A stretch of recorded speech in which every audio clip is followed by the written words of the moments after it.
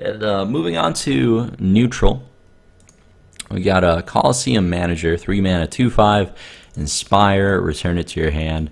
It's an interesting effect. Like, maybe once more cards get revealed, something that really rewards you for putting minions into play over and over, this could see play. It won't, but I'm going to say that it could because I don't want to be wrong. But this card's pretty bad, obviously. I mean, most people are complaining about it, saying it's just terrible. I mean, it is. It is right now, but maybe there's like Knife Juggler type card in the future that like deals damage equal to like the health of a minion when it comes into play. You know, maybe there's like a Knife Juggler that shoots stuff for 5 every time you play a minion, or every time you play a Coliseum Manager. So if they make a card like that in the future, maybe Coliseum Manager is the thing that sees play, but most likely not. Alright, so moving on, what's the next card? Silverhand Regent. I don't think this one was out in the last review I did. Inspire, summon a 1/1 Silverhand Recruit. It's interesting. The first time I read it, I thought it was a Paladin card, but it's actually neutral. So you can make 1/1 Silverhand Recruits with pretty much any deck that you want to be hero powering with. I kind of look at it like a 5 mana card in a lot of cases where, you know, you're not just going to want to play a 3 mana 3/3 on turn 3 because that's just going to die to everything that costs 2 mana really. But it's really balanced, like basic Inspire card, which is cool, and definitely good in Arena, I think. We'll see. Like, I think Silverhand Regent is fine if there's a dedicated slow, like Inspire-based control deck. This is something that looks a lot stronger, so we'll see. Personally, I don't have too high of hopes for it because I think it's just a little too balanced to be good. It's like a very basic card. Then we got Argent Watchman, 2 mana, 2/4, can't attack, Inspire, it can attack as normal this turn. 2 mana, 2/4 is pretty good stats, and the fact that you threaten to attack with it is a pretty big deal, I guess.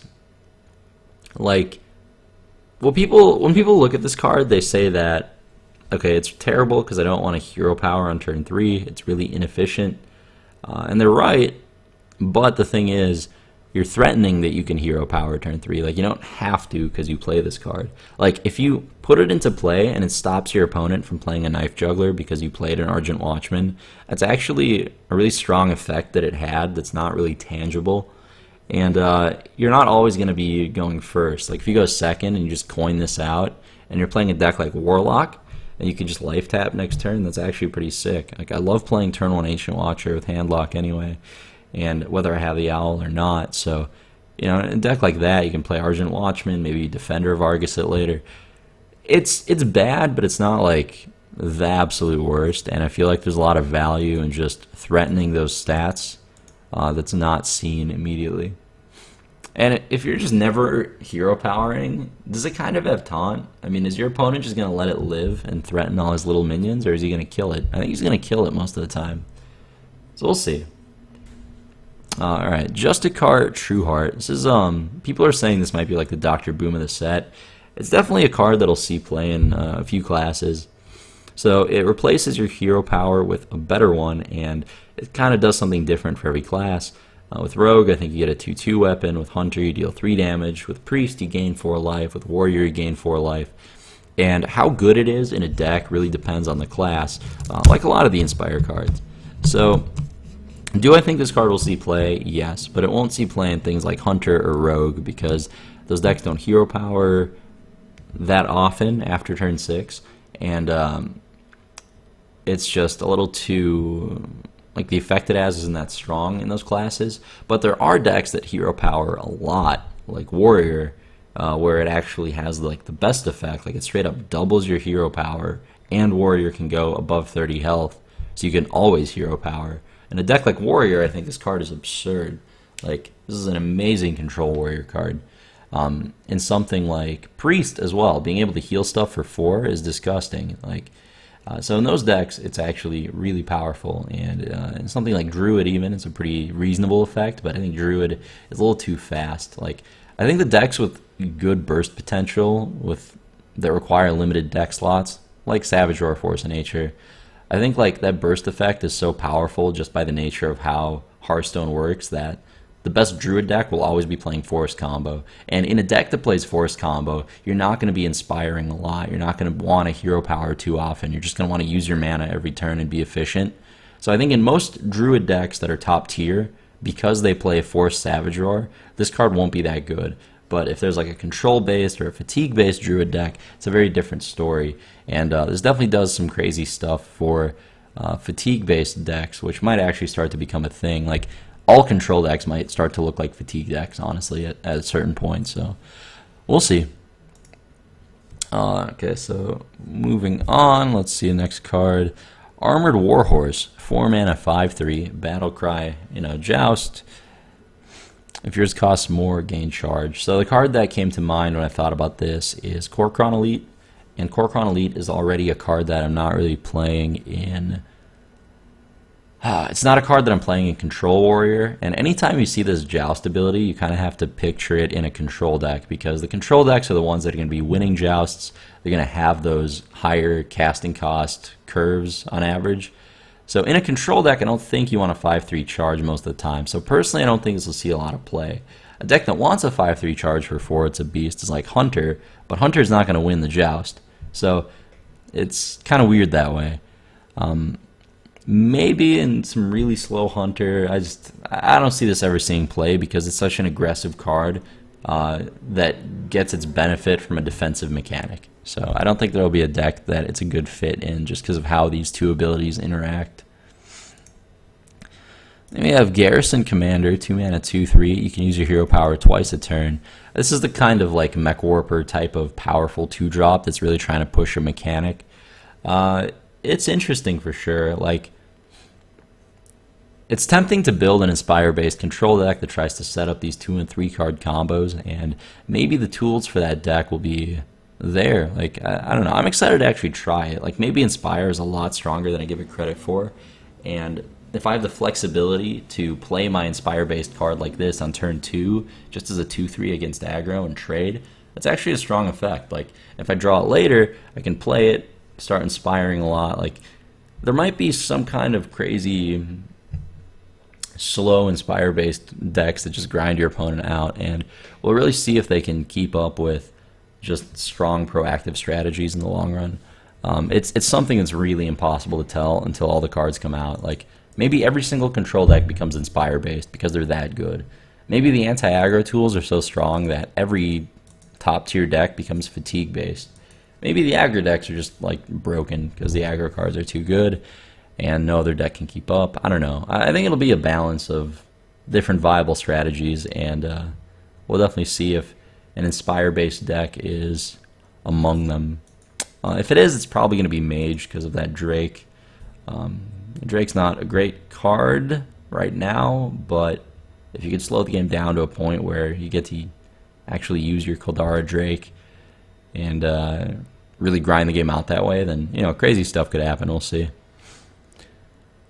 Then we got North Sea Kraken, 9 mana, 9/7, Battlecry, deal 4 damage. I mean, obviously it's not going to see constructed play, but it's a pretty cool card for Arena.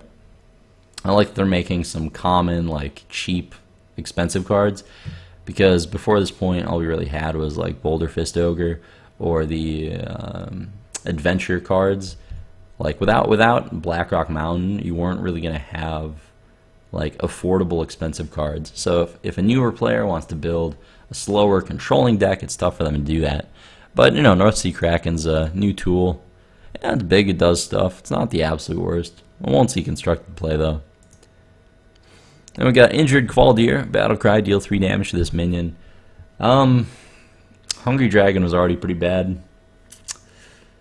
Now if I play it, they're going to get this guy. I don't know. I think that the card is passable. It's really, I don't know. The more I thought about like the ways I can use it, the less and less I like the card, honestly. I feel like even in something like Priest, you already have Zombie Chow, you already have Northshire Cleric. If you're going Dragons, you have Twilight Whelp. Do you really need Injured Qualdir? Probably not. It's just bad. Like, you have to use your entire turn 2 to turn it into a Zombie Chow, and at that point, it's not like you have this huge payoff or anything. It's more like it's a minion that's damaged already, so you can use it with like to have a big Northshire turn. But yeah, you know, it doesn't work with Light of Naru or anything, and outside of Priest, I just don't see it being very good. But an interesting card, nonetheless. You know, maybe at some point there's just new like mechanics or new cards that really reward you for having this injured Blademaster type of creature in your deck, beyond just the Priest hero power. Alright, so we got Master of Ceremonies, Battlecry. If you have a minion with spell damage, gain +2/+2. That's a pretty cool card. I mean, it's there to encourage you to play spell damage minions.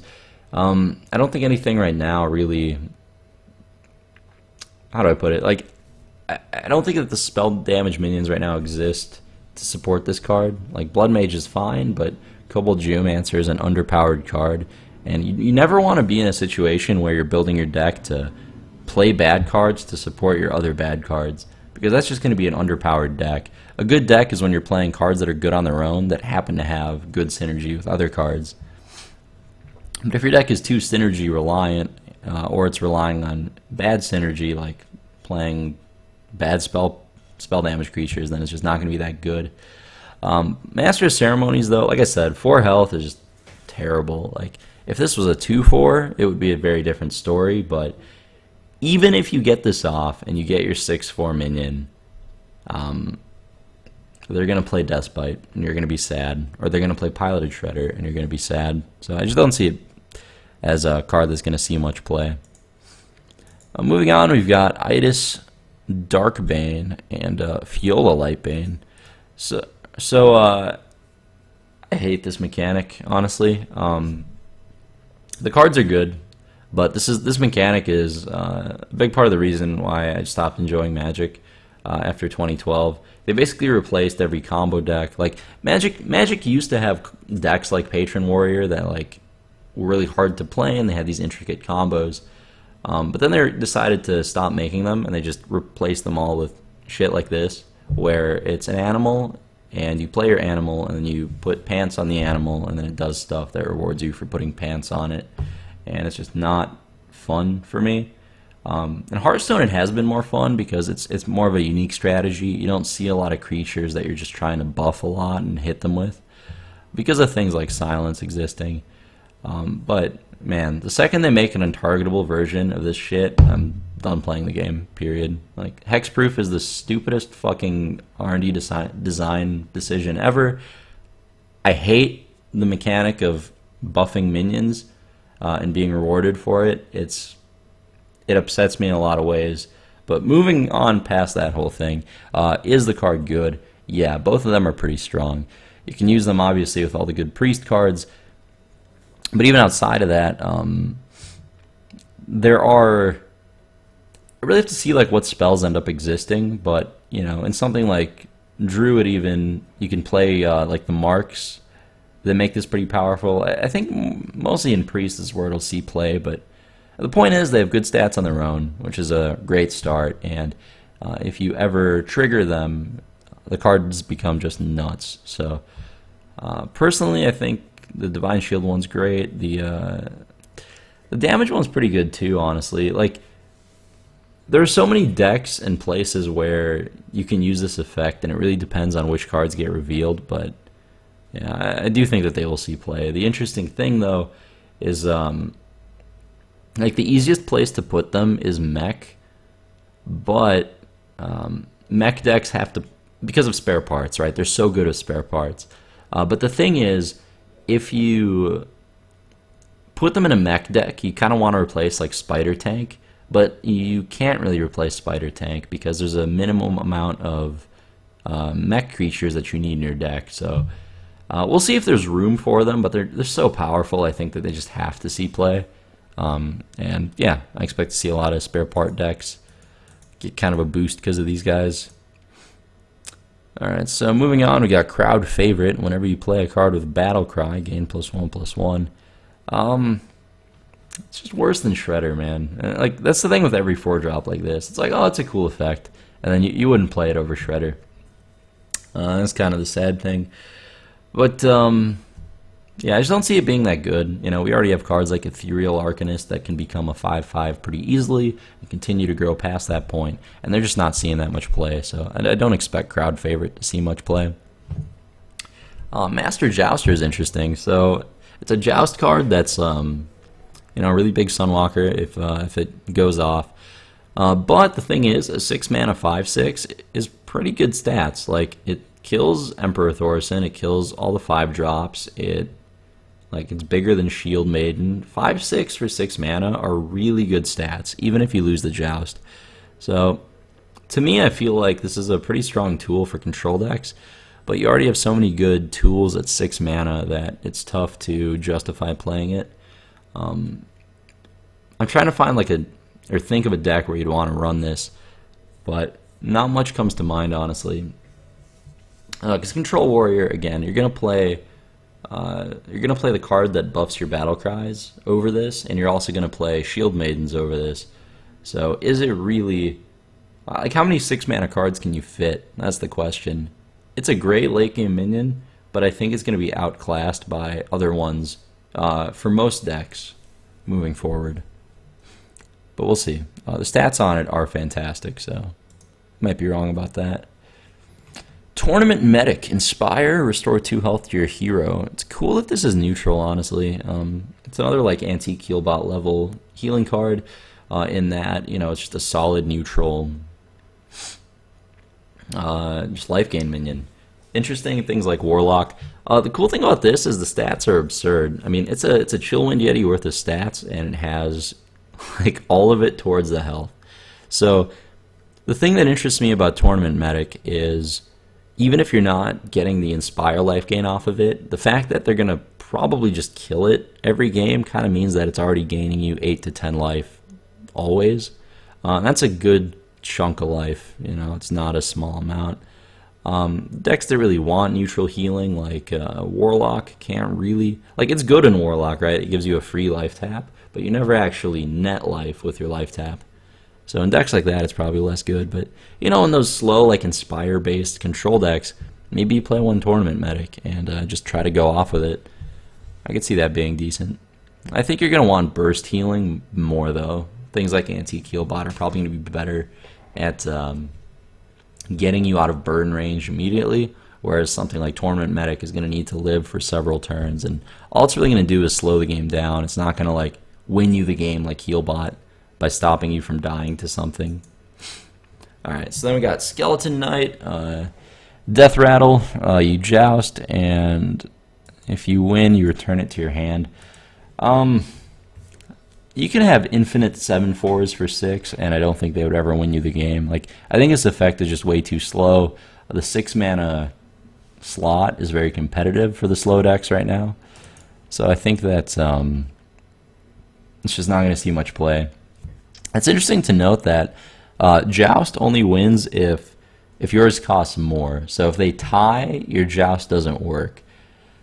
And that's a problem because if Joust ever is a really strong mechanic, then you're not going to be the only one playing it. Other people will have Joust cards in their deck, and it means that your decks will be pretty similar. So anytime you tie, basically if Joust becomes popular, it's going to work less than 50% of the time, because once in a while you're going to hit the same cost. So yeah, this guy, point is Skeleton Knight specifically, is crap. I don't think you'll see much play at all. Then we got Flame Juggler, Battlecry, deal 1 damage to a random enemy. I hate design like this that gives RNG board control early game, but luckily Flame Juggler is bad enough that it's probably not something to worry about too much. I wish it did damage to a random enemy minion. That would be a very different card.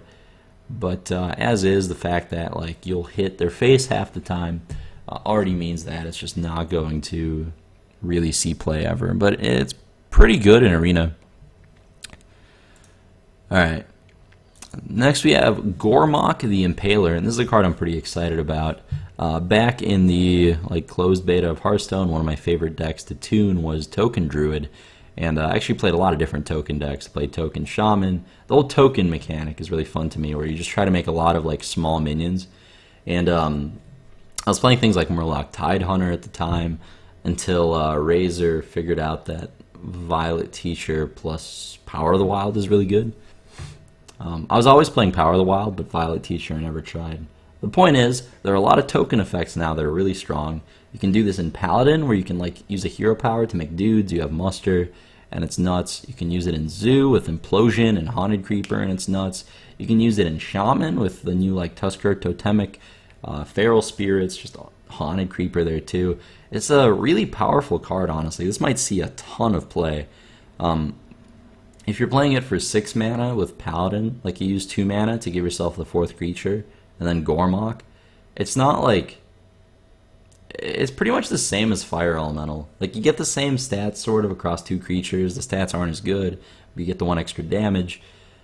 I think Hormach is pretty strong, and I expect to play this guy in a ton of decks, honestly. Even though getting multiple minions is hard. I think that Token Druid is a super powerful strategy. Soul of the Forest is such a strong card. You get Echoing Ooze now. Like, I think that Hormach will definitely encourage more like Token, Sea Giant, just like cool decks that flood the board. I really like this card, for sure. Then we've got Clockwork Night, Battlecry, give a friendly mech +1/+1. Pretty boring card, you know.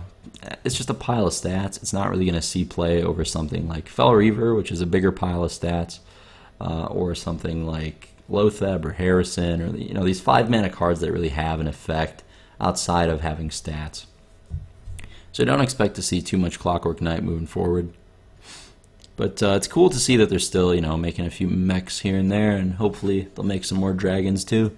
Then we got Silent Knight, Stealth, Divine Shield 2/2. I don't like it as much as Scarlet Crusader, honestly.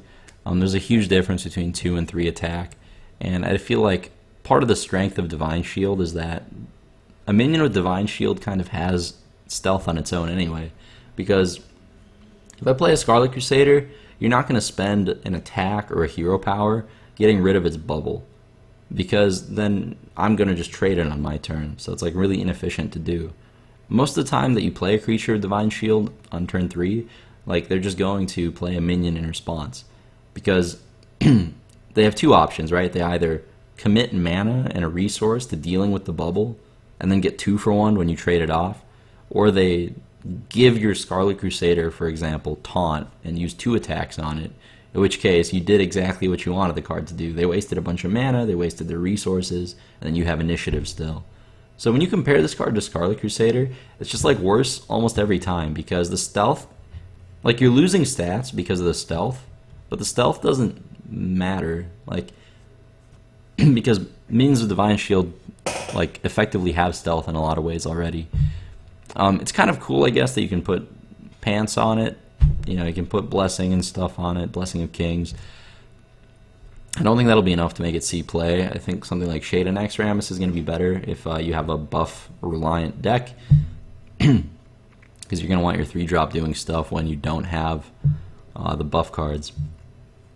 But yeah, Silent Knight is, I don't know, it looks like you're still getting 4 points of stats, the same as Scarlet Crusader, but it's less stats, because on a minion with Divine Shield, the attack stat is about twice as valuable as the health stat.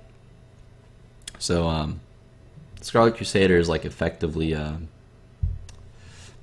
don't know, like a 6/1, and this is kind of like a 4/2, so you lose 1 stat, sort of.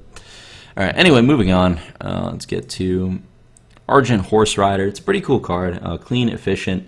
It's not too flashy, and it really depends on how many 2-health minions are in the metagame to decide whether this sees play or not. But it's definitely an interesting card. It's one of those things that's like, it's efficient and the mechanics work well together in this case. Like Stealth and Divine Shield don't work well together at all, but Charge and Divine Shield are amazing. It's like one of the strongest 2 mechanic combos in the game.